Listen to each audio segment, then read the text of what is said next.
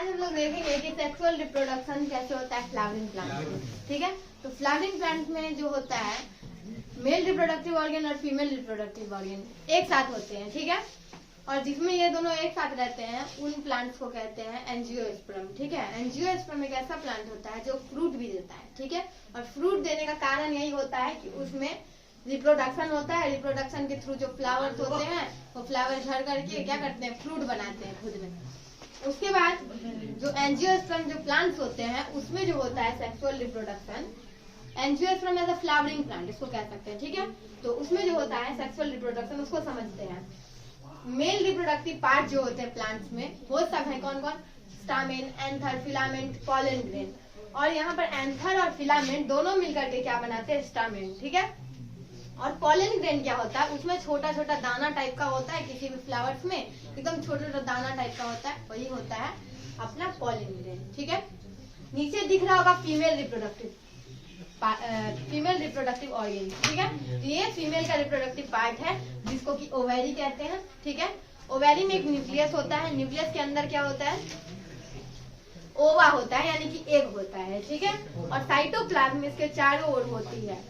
ठीक, न्यूक्लियस के अंदर होता है इसमें ओवा, और स्टिग्मा जो होता है इसका ऊपर का लेयर होता है। जब इसमें होता है रिप्रोडक्शन तो क्या होता है, इसमें का पॉलन ग्रेन नीचे आकर के गिरता है, जैसा कि यहाँ पर दर्शाए हैं हम। पॉलन ग्रेन ऊपर यानी कि ये जो एरिया है ये आपको दिख रहा है मेल रिप्रोडक्टिव ऑर्गन, और ये क्या है यहाँ नीचे दिख रहा है फीमेल रिप्रोडक्टिव ऑर्गन। इसमें क्या होता है, पॉलन ग्रेन आता है। पॉलन ग्रेन जो आता है वो एक रास्ता बना देता है। ये जो रास्ता ट्यूब टाइप का दिख रहा है इस रास्ते को कहते हैं पॉलन ट्यूब। और पॉलन ट्यूब से क्या होता है, पॉलन ग्रेन ही अंदर जाता है। पॉलन ग्रेन अंदर जाकर के ओवा के साथ क्या करता है, फ्यूजन करता है, और फ्यूजन के थ्रू क्या होता है, एक जाइगोट का निर्माण होता है। ठीक है, और जाइगोट के अपीयर होने के बाद क्या होता है, वो जाइगोट सीड्स के रूप में परिवर्तित हो जाता है। और वही सीड्स क्या होते हैं, हम लोग मतलब वही सीड्स को वापस उगाया जा सकता है। अब ये तो फ्लावर में हो गया, बहुत सिंपल था, समझ में आ गया होगा।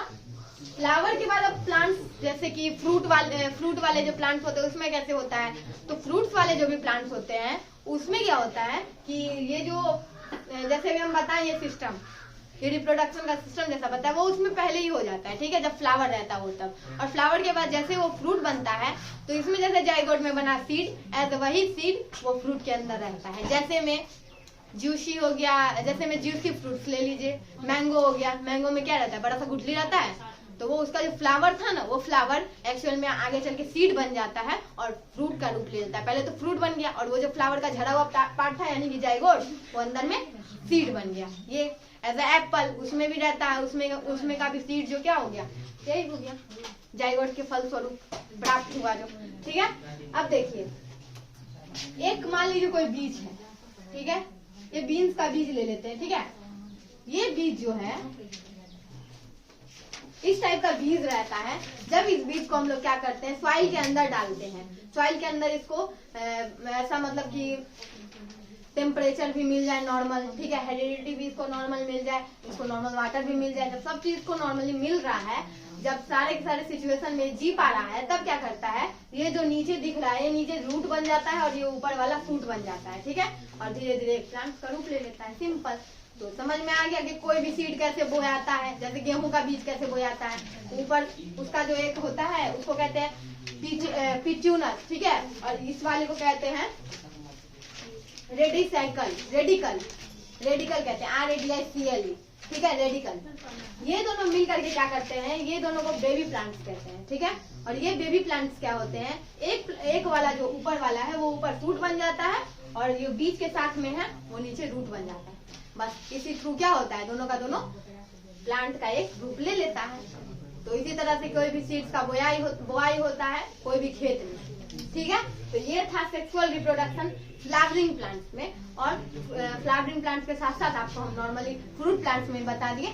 समझ में आ गया कितना सिंपल था। अब देखिए ये क्या होता है, फ्लावर जो करते हैं रिप्रोडक्शन, ये तो हम ये जो प्रोसेस था इस प्रोसेस को कहते हैं फर्टिलाइजेशन। ठीक है, फर्टिलाइजेशन। और एक प्रोसेस होता है उसको कहते हैं पॉलिनेशन। ठीक है, तो पॉलिनेशन दो तरह का होता है, एक होता है सेल्फ पॉलिनेशन और एक होता है क्रॉस पॉलिनेशन। ठीक है, सेल्फ पॉलिनेशन में क्या होता है, अभी हम बताएं ना, जैसा कि फ्लावरिंग प्लांट्स में क्या होता है कि मेल रिप्रोडक्टिव ऑर्गन और फीमेल रिप्रोडक्टिव ऑर्गन दोनों एक साथ होते हैं। ठीक है, तो सेल्फ पॉलिनेशन में क्या होता है, जब ये दोनों एक साथ होते हैं तो ये दोनों क्या करते हैं, ऑटोमेटिक जैसा इसको करना चाहिए था वर्क एज अ फर्टिलाइजेशन के थ्रू वो कर लेते हैं।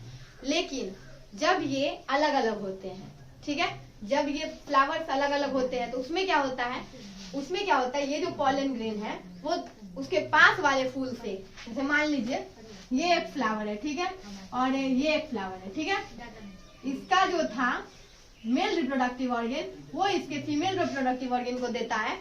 उसके बाद ये क्या करता है, अपना रिप्रोडक्शन करता है। ठीक है, इसमें जो था मेल वाला वो इसके फीमेल वाले को देता है और ये क्या करता है, अपना रिप्रोडक्शन करता है। समझ में आ गया, यही था क्रॉस पॉलिनेशन। और सेल्फ पॉलिनेशन में हम बताए जैसे कि एक फ्लावर था, उसके पास मेल वाला भी था और फीमेल वाला भी था। ठीक है, मेल वाला फीमेल वाला दोनों मिल करके क्या किया, रिप्रोडक्शन करके सीड बना लिया, ऐसा जाइगोट। समझ में आ गया, सेल्फ पॉलिनेशन और क्रॉस पॉलिनेशन, बस यही होता है। उसके बाद कभी कभार क्या होता है, जैसे मकई का खेत में, उसमें क्या होता है कि मकई का बाल होता है बहुत सारा, ठीक है, मक्का का, तो उसमें क्या होता है, बाल हवा के झोंके से उड़ जाता है। बाल के ऊपर पॉलन ग्रेन होता है, वो जो होता है मेल रिप्रोडक्टिव ऑर्गन होता है, उसका पॉलन ग्रेन। ठीक है, पॉलन ग्रेन उड़ करके क्या करता है, पास वाले में चले जाता है, पास वाले में फीमेल वाला है, और ये वाला उड़ करके उसमें चला जाता है, उसमें मेल वाला है। मतलब दोनों में मेल और फीमेल रहता है, लेकिन ये लोग के पास अपना कैपेसिटी नहीं होता है कि ये सेल्फ पॉलिनेशन कर सके, इसीलिए इनको क्रॉस पॉलिनेशन कराने के लिए हवा का झोंका जरूरी होता है। ठीक है, सेल्फ पॉलिनेशन और क्रॉस पॉलिनेशन दोनों के लिए क्या होता है, नहीं सेल्फ पॉलिनेशन का जरूरी नहीं होता है, लेकिन क्रॉस पॉलिनेशन के लिए किसी भी इंसेक्ट का होना जरूरी होता है। जैसे बी क्या करते हैं कि इधर वाला को इधर करेगा, इधर वाला को इधर करेगा। समझ में आ गया, बस यही था फ्लावरिंग प्लांट्स में सेक्सुअल रिप्रोडक्शन।